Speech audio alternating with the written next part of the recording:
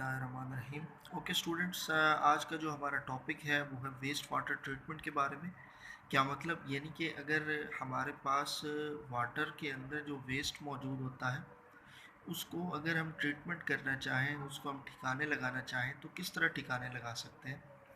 Different types of contamination of waste water require a variety of strategies to remove contamination. क्या मतलब, यानी मुख्तलिफ़ अक़साम की जो हमारे पास वाटर की कंटामिनेशंस होती हैं, जो वेस्ट होती हैं, उनको रिमूव करने के लिए हमारे पास मुख्तलिफ़ किस्म की स्ट्रेटजीज़ होती हैं, मुख्तलिफ़ तरह के तरीके हमारे पास मौजूद होते हैं। इसमें सबसे पहला तरीका है सॉलिड्स रिमूवल का, कि अगर वाटर के अंदर हमारे पास सॉलिड्स मौजूद हैं तो उसको हम किस तरह रिमूव कर सकते हैं। Most solids can be remove by using simple sedimentation techniques with solids recovered as slurry और स्लज। क्या मतलब, यानी पानी के अंदर अगर हमारे पास सॉलिड्स मौजूद हों तो सिंपल हम क्या करते हैं, उनकी सेडिमेंटेशन करते हैं, यानी हम उस जो सॉलिड के ज़रात होते हैं उनको हम कोएगुलेट करते हैं, इकट्ठा करते हैं, सेडिमेंट कर देते हैं। और उसके बाद जब वो स्लज या स्लरी, क्या मतलब, यानी कि जिस तरह गारा होता है या जिस तरह ग्राफा टाइप जो आप नालियों में अक्सर देखते हैं, उस तरह का पानी और सॉलिड के साथ, रेत के साथ वो जो एक ठोस सा बन जाता है उसको हम आमतौर पर स्लज या स्लरी बोलते हैं। तो इस तरह हम पानी में से स्लज या स्लरी को, सॉलिड को हम निकाल लेते हैं स्लरी या स्लज की फॉर्म में। उसके बाद अगर वाटर के अंदर ऑयल एंड क्रीसेस हों तो उसको हम कैसे रिमूव करते हैं। Many oils can be recovered from open water surfaces by skimming devices, while hydraulic oils which have emulsified components will require treatment to eliminate। क्या मतलब, यानी बहुत सारे हमारे पास ऑयल ऐसे होते हैं कि जिनको हम स्किमिंग डिवाइसेस के ज़रिए से पानी में से अलग कर लेते हैं। क्या मतलब, अगर वाटर के अंदर हमारे पास क्या हो, ऑयल मौजूद हो, तो उस ऑयल को हम स्किम करते हैं, इकट्ठा करते हैं स्किमिंग डिवाइसेस के ज़रिए, और उसके बाद हम उसको डीकेंटेशन के ज़रिए नथार लेते हैं।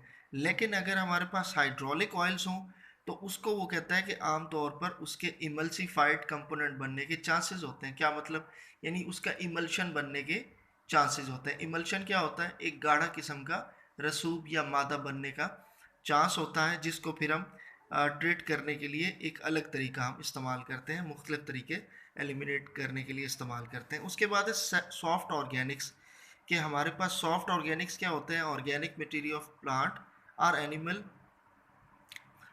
Origin is treated by using conventional methods. क्या मतलब, यानी मिसाल के तौर पर हमारे पास ऐसे ऑर्गेनिक मटेरियल्स जो पौधों और जानवरों से हासिल होते हैं उनको हम सॉफ्ट ऑर्गेनिक्स बोलते हैं, और उनको हम कन्वेंशनल मेथड्स के ज़रिए, यानी रिवायती तरीक़ों के ज़रिए से, जैसे सेडिमेंटेशन है, कोएगुलेशन है, तो डीकेंटेशन है, इन तरीक़ों से हम उसे पानी में से अलग कर सकते हैं।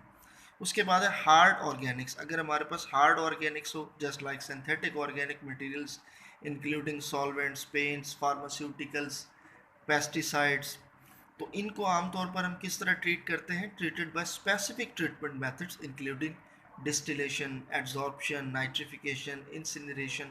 तो ये बहुत सारे तरीके होते हैं जिसके अंदर हम क्या करते हैं, उनको रिमूव करते हैं। डिस्टिलेशन आपको पता है कि अम्ल कशीद को बोलते हैं। एड्जॉर्प्शन का मतलब भी आपको पता है कि क्रोमेटोग्राफिक टाइप के बहुत सारी हमारे पास टेक्निक होती है जिसके अंदर हम उनको निकाल लेते हैं। नाइट्रिफिकेशन, नाइट्रोजन के जो प्रोटीन्स वगैरह होते हैं उनको हम नाइट्रीफाइंग बैक्टीरियाज के ज़रिए निकाल लेते हैं। इंसिनरेशन, यानी किसी चीज़ को जला देते हैं, जलाने के ज़रिए से भी हम वाटर में से हार्ड ऑर्गेनिक्स को अलग कर सकते हैं। उसके बाद अगर हमारे पास वाटर के अंदर एसिड्स एंड अल्कलीज हों तो इसको आमतौर पर अब हम जानते हैं कि न्यूट्रलाइज करते हैं। हम जानते हैं कि एसिड हो या अल्कली हो तो इनको साल्ट बनाने के लिए आमतौर पर हम न्यूट्रलाइजेशन का अमल करते हैं। तो अंडर कंट्रोल्ड कंडीशंस में हम न्यूट्रलाइजेशन करते हैं।